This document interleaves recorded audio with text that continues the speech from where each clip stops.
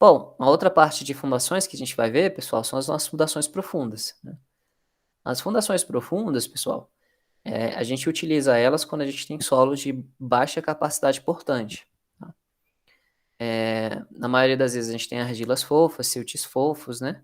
Quando você tem, dependendo, né, um lençol freático aí que está a baixa profundidade, né, pequena profundidade, na verdade, aí a gente tem que, às vezes, adotar um tipo de solução, né, que envolve fundação profunda. A gente tem basicamente 2 tipos de fundações profundas, são elas, né, blocos sobre estacas, aí várias estacas variam, né, e você também pode ter blocos sobre tubulão, né. Então o primeiro caso, você pode ter estacas de concreto, moldadas em loco, você pode ter estacas, cravadas, de concreto armado ou estaca metálica ou até madeira, né, dependendo, tá. Você também pode ter estaca, hélice contínua, pode ter estaca raiz, enfim, tem várias aplicações aí. E o tubulão, pessoal, ele é um tipo de fundação profunda, tá? Mas ele é dimensionado basicamente como se fosse uma sapata, tá? Ele é feito ali também por tensão normal, tá bom? Professor, mas não tem um atrito aqui no fuste, né, do tubulão? Até tem, tá, pessoal? Mas a gente despreza, tá? A gente despreza porque essa área da sapata aqui é alargada, tá? Beleza, pessoal? Cada tipo de fundação profunda a gente faz de acordo com uma seleção de alguns critérios mínimos, né? Então, custo, equipamentos, material, tipo de solo, né? Viabilidade econômica, etc. Tá bom? Bom, vamos avançar. Os blocos, pessoal, eles vão ser, o pessoal também chama eles de blocos de coroamento, tá? Eles são elementos volumétricos, tá bom? E eles são responsáveis por basicamente fazer a transmissão entre o esforço do pilar, né, a carga que vem do pilar, para os seus apoios, né, no caso são estacas ou um tubulão, né. Essa transferência, pessoal, a gente diz, né, que ela é uma transferência linear, tá. Então, como pode haver o espraiamento, né, das tensões ali, a gente calcula o fendilhamento ali também, tá. Os blocos, pessoal, geralmente eles ficam enterrados, tá. Então, quando se tem um esforço horizontal, esse bloco também tem um empuxo, né, ativo do solo que resiste, né. Geralmente a gente desconsidera, tá. Mas isso aqui é um efeito interessante quando a gente calcula o dimensionamento da estaca quando tiver em cisalhamento, né.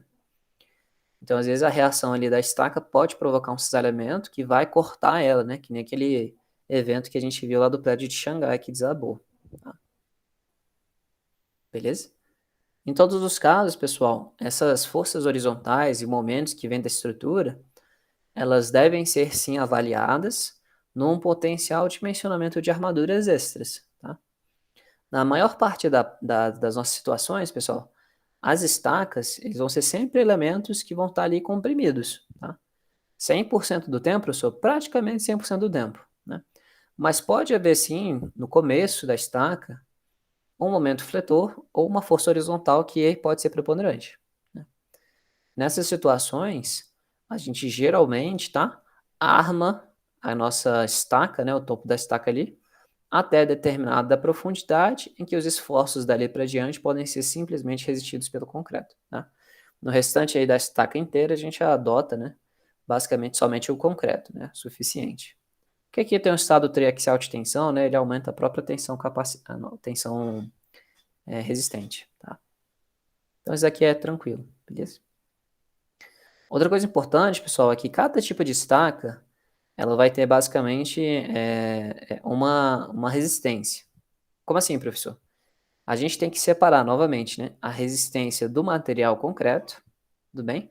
Da capacidade geotécnica da sapata, e também a capacidade geotécnica da estaca, né, que nem a gente viu. O dimensionamento geotécnico, pessoal, vocês não vão ver comigo, tá, de estacas. Eu vou mostrar aqui uma planilhinha para vocês rápida, né, para vocês verem, né. Mas basicamente esse dimensionamento geotécnico, ele está em função de cada tipo de estaca, e a capacidade resistida pelo concreto também vai estar em função basicamente da tensão resistente do material e da seção transversal, né, basicamente é isso, tá. Outra coisa importante sobre blocos, né, pessoal, a geometria do bloco. Por que a gente escolhe, né, esse bloco aqui vai ter 3 estacas, aquele vai ter 5 estacas, né, aquele vai ter só 1, né. A quantidade de estacas, pessoal, que a gente utiliza geralmente é basicamente a quantidade de reações que eu tenho para aguentar a força vinda do pilar. Tá? Então vamos supor que eu estou dimensionando o pilar que está, um bloco, né, que está recebendo aí 100 toneladas de força. Tá? Eu peguei lá, decidi que eu vou fazer uma estaca escavada, né, estaca Strauss. E aí eu dimensionei a estaca, sei lá, de 50 centímetros de diâmetro. A estaca ali é uma profundidade de, sei lá, 10 metros. Ela aguenta em torno de, sei lá, 40 toneladas cada. Né? Então pega-se a reação do pilar, que são 100 toneladas, divide-se pela reação de uma estaca, 40 toneladas. Né? Vai dar 2,5, por exemplo. Né? Isso quer dizer o quê, professor? Quer dizer que eu preciso ter pelo menos 2,5 estacas para contrabalancear o pilar. Entendeu? Como a gente trabalha com números inteiros, logo, eu preciso de 3 estacas para contrabalancear aquele pilar. E aí, logicamente, eu decido fazer um bloco com 3 estacas. Tá? Todo mundo entendeu? Então, bem simples, né? A quantidade de estacas dentro de um bloco são para balancear a reação do pilar. Então, eu sei a capacidade geotécnica de cada estaca, eu multiplico a quantidade de estacas, né, pelo aquele valor que dê superior ou igual à reação do pilar. Tá? Bem simples, né? Bom, como é que é feito, né, pessoal, o cálculo aí basicamente de bloco sobre estacas? Bom, a gente tem basicamente duas partes, né, a gente separa. Depois que a gente dimensiona a capacidade geotécnica e a gente define a quantidade de estacas, a gente vai fazer basicamente o cálculo das forças e armaduras no bloco, tá? Diferente, né, do que a gente viu lá em Sapata, Sapatas a gente aprendeu a calcular basicamente os blocos, né, considerando a teoria da flexão. Para os nossos blocos sobre estacas, pessoal, diferente das sapatas, a gente não vai ter uma tensão, né, que vai estar ali atuando, né, por área embaixo da minha sapata. Né? Na questão dos blocos, a gente vai ter nitidamente pares de forças, né, que vão estar reagindo. Nesse caso aqui do exemplo, né, de um bloco sobre duas estacas, a gente tem uma força aqui do pilar, e aqui eu vou ter uma estaca e outra estaca, né? Então eu vou ter 3 forças, né?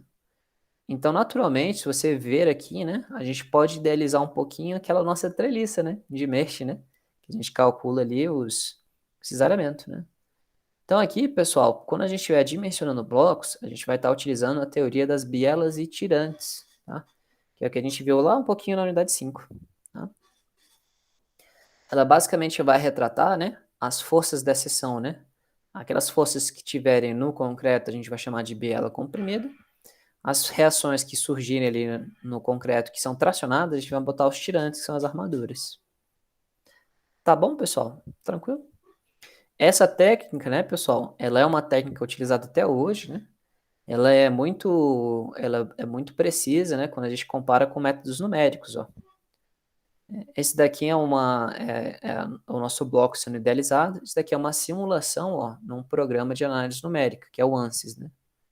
E a gente consegue ver nitidamente, né, ó, as reações, né, as forças reativas, né, estando exatamente dentro, né, daquelas regiões ali de concreto maciço. Bacana? O método das bielas e tirantes a gente vai ver também no dimensionamento de vigas, né? Consolos a gente não vê, mas é a mesma teoria, né? Que basicamente a gente separa, né? As regiões que vão estar de compressão são as regiões tracejadas, né? E aquelas regiões de linhas sólidas, né? São as reações de tração que surgem, né? E a gente vai botar ali nas regiões de tração a armadura. Tá? Isso daqui é outra simulação indicando, né? As compressões ali nas bielas comprimidas, né? Então é assim que funciona o método das bielas e tirantes, né? Você viu onde vai ter compressão, aonde tem tração. A gente monta basicamente uma treliça, ó, tá? Naquelas regiões que são linhas contínuas, né? É onde vai ter a armadura, ó. E aqui que fica o detalhamento, ó, que bacana, né? Tá? Então a gente vai extrapolar isso para blocos também, né? Vamos desenhar aqui para vocês verem.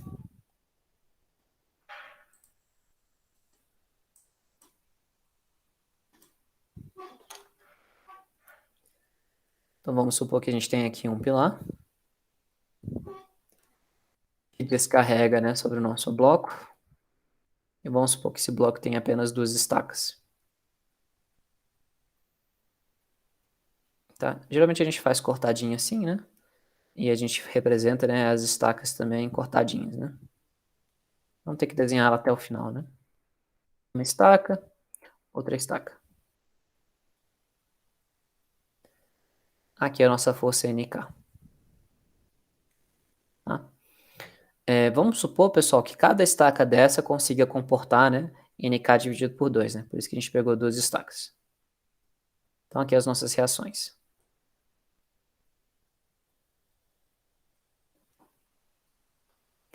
Aí o que que eu faço, né?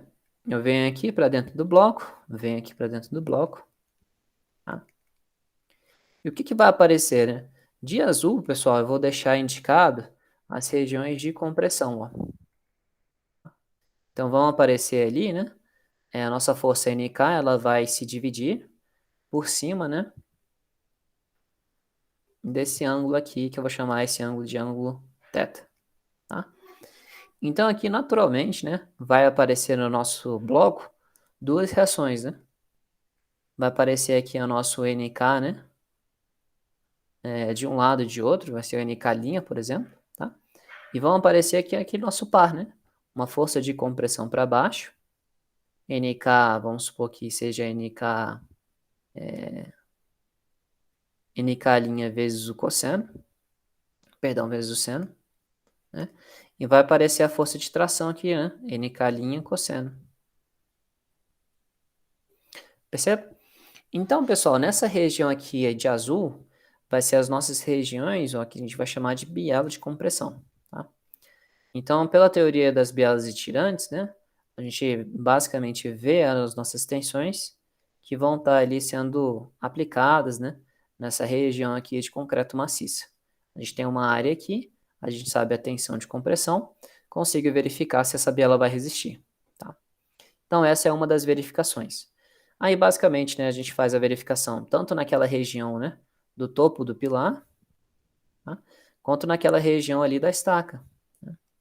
Vou mostrar para vocês na aula que vem. A outra verificação que a gente faz, pessoal, é o seguinte: aquela componente de tração que vai surgir, ó, ela vai aparecer no topo das estacas, né? Ela vai aparecer para cá, né? O NK' cosseno. Ó. Vai aparecer para cá quem? NK' cosseno também. Né? Tá? Bom, e daí, professor? E daí, pessoal, aqui, ó, você tem uma força de compressão, de tração puxando de um lado e de outro. O que que pode aparecer aqui eventualmente, né? Uma fissura inclinada. Ah, entendi, professor. Então, mesmo essa teoria, né, da técnica das bielas e tirantes, pessoal, a gente vai ter ali trações, né? E é nessa situação que a gente vai botar o quê? O nosso tirante, né? Então, a gente tem que botar uma armadura aqui, ó, tá? E toda armadura tracionada, que a gente viu na unidade 8, tem que ter ganchos. Ah, entendi, professor. Então, é por isso que quando a gente arma blocos sobre estacas, tem geralmente a nossa armadura principal. Ela fica ali, pelo menos 80% dela toda tem que ficar sobre as áreas das estacas, né? E aí, quando a gente vê por cima no nosso bloco, né? A gente tem um bloco aqui, as estacas, né? Indicadas. E essa quantidade de aço que a gente bota ali são armaduras, né? Vistas por cima, que elas ficam, né? Sobre as estacas, ó. Tá bom? É essa armadura principal. Beleza, pessoal? Então a gente faz essas três verificações quando a gente está dimensionando blocos, tá? A gente verifica as bielas de compressão tanto no topo do pilar quanto na base ali na cabeça da estaca. E a gente dimensiona a armadura, tá? Uma última verificação que a gente faz também é de fendilhamento, né? Mas aí quando a gente não tem quando a gente não tem a armadura, né? E quando acontece esse espraiamento aí das tensões. Ué, professor, que situação a gente vê quando isso acontece, né? Quando você tem, por exemplo, um pilar, né? Que vai ter embaixo dele um tubulão, que tem uma área maior, ó. Esse aqui é o fuste do tubulão, por exemplo. Então, você tem um pilar com uma área pequena, e aí você vai ter um bloco com uma área grande, o que que você precisa, né? Você precisa fazer um bloco de coroamento aqui, né? Um bloco de transição, né? Tá?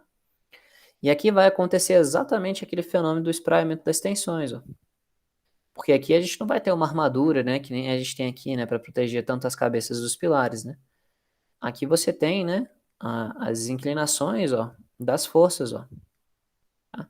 Então ali a gente vai ter que botar basicamente, né, aquela armadura de fretagem que eu falei para vocês, ó. Ela parece uma costura, ó, para evitar justamente de aparecer ali aquela nossa fissura ali por fendilhamento, tá? Na próxima aula a gente vai fazer exemplos dessas duas situações aqui para vocês verem.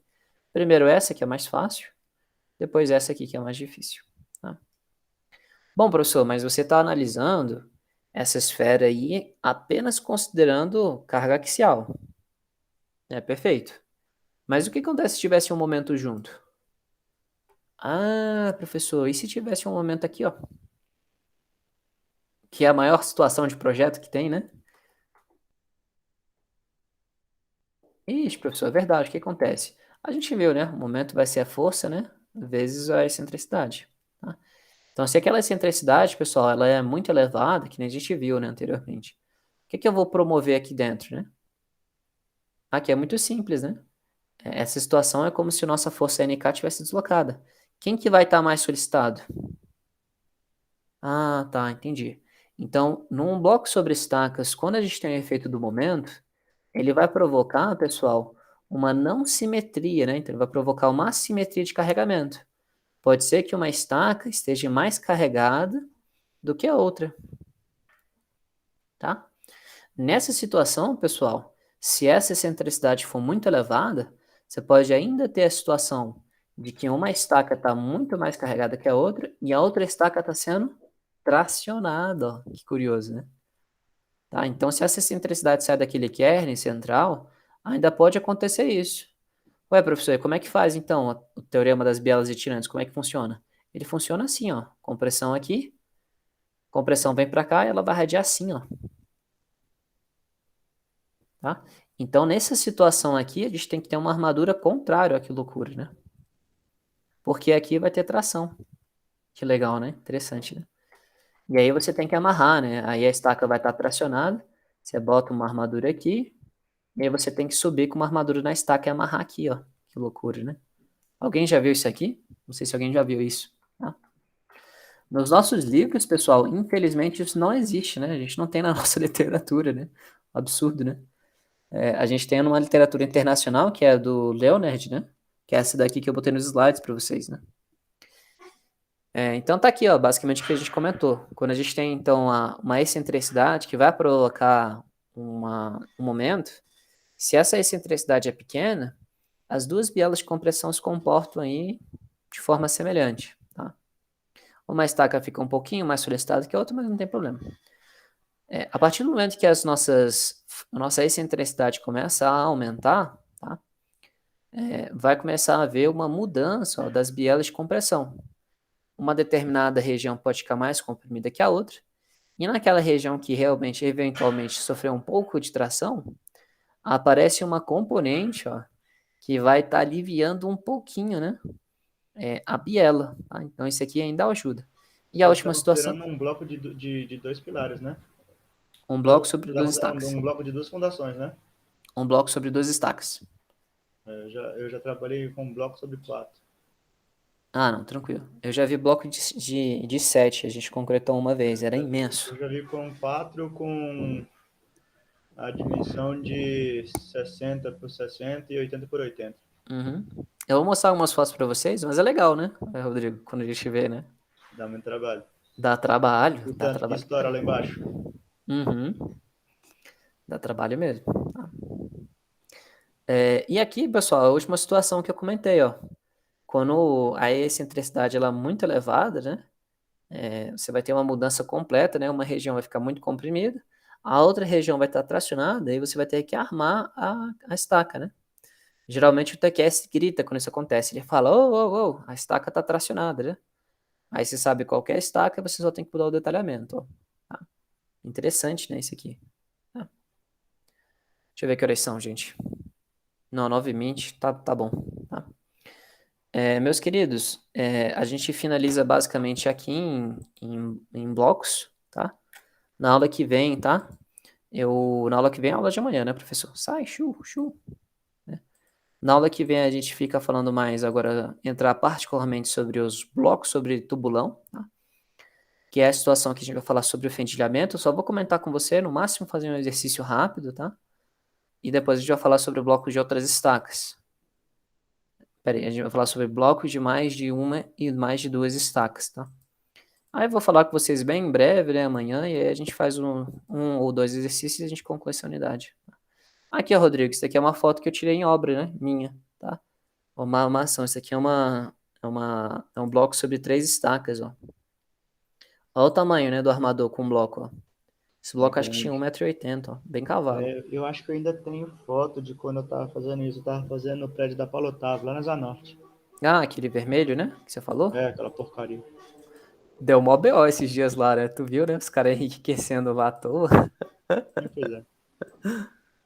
Aquilo ali vai dar um problema no futuro, bicho, tão grande. Bom, gente, então a gente chegou aqui basicamente avançamos mais da metade desses slides. Na aula de amanhã eu pretendo finalizar eles todos, tá? Vocês estão vendo que esse final a gente está correndo um pouquinho mais, mas está tudo bem, porque essa parte, o que vai cair na prova vai ser bem simples, tá? Eu não vou puxar vocês, não. Tá? Bom, vou interromper aqui a gravação, desejar a todos aí uma ótima manhã, e até amanhã. Rodrigo, se quiser ficar indo aí e tirar dúvida comigo, pode falar, tá? Eu tô aqui até agora